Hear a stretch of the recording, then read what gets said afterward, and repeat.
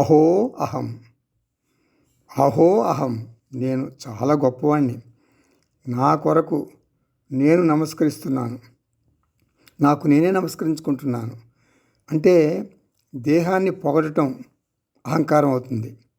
ఆత్మను పొగడటం జ్ఞానం అవుతుంది, ఆత్మ జ్ఞానం అవుతుంది. జనకుడు నేను గొప్పవాణ్ణి అంటున్నాడు అంటే తురీయ ఆత్మను, సాక్షి ఆత్మను ఉద్దేశించి అంటున్నాడు అని మనం అర్థం చేసుకోవాలి. అష్టావక్ర గీత మాత్రమే ధైర్యంగా ఆత్మ లక్షణాలను ఇంతగా పొగుడుతుంది. నేను నిస్సహాయ జీవుని కాదు, సర్వవ్యాపి అయినటువంటి బ్రహ్మను. నేను నిత్యం, నేను అధిష్టానంగా ఉండి సృష్టి స్థితి లయ అనేటటువంటి డ్రామాను వీక్షిస్తున్నాను.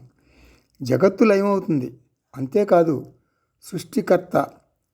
సృష్టికర్త చతుర్ముఖ బ్రహ్మ కూడా ఒకరోజు పడిపోక తప్పదు.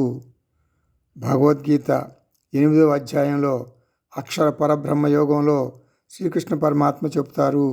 ఏం చెప్తారు? బ్రహ్మకు ఆయుష్ ఎక్కువ, 2000 చతుర్యుగములు బ్రహ్మకు ఒకరోజు అవుతుంది. అలా బ్రహ్మకు 100 సంవత్సరాలు ఆయుష్ ఉంది.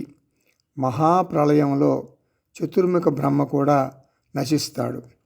అయినా నేను మాత్రం చైతన్యంగా ఉంటాను.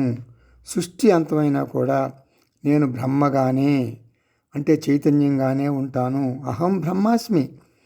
అహం బ్రహ్మాస్మిలో బ్రహ్మను నేను, చతుర్ముఖ బ్రహ్మ కాదు. చతుర్ముఖ బ్రహ్మ వేరు, బ్రహ్మ వేరు. అహం బ్రహ్మాస్మిలో బ్రహ్మ వేరు. బ్రహ్మ అంటే చైతన్యం.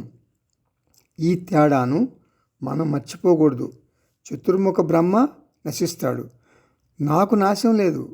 చతుర్ముఖ బ్రహ్మకు ఆ పదవి కర్మ ఉపాసనల పుణ్యబలం వలన వచ్చింది. చతుర్ముఖ బ్రహ్మ నుండి గడ్డి పరక దాకా ఈ సృష్టి అంతా నశిస్తుంది. నేను మాత్రం త్రికాలే అపి తిష్టతి. నేను 3 కాలాల్లోనూ ఉంటాను.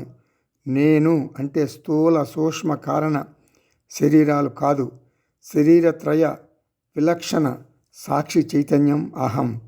సృష్టి లయం తర్వాత నేను నిరుపాధిక చైతన్యంగా ఉంటాను అంటున్నాడు జనకుడు.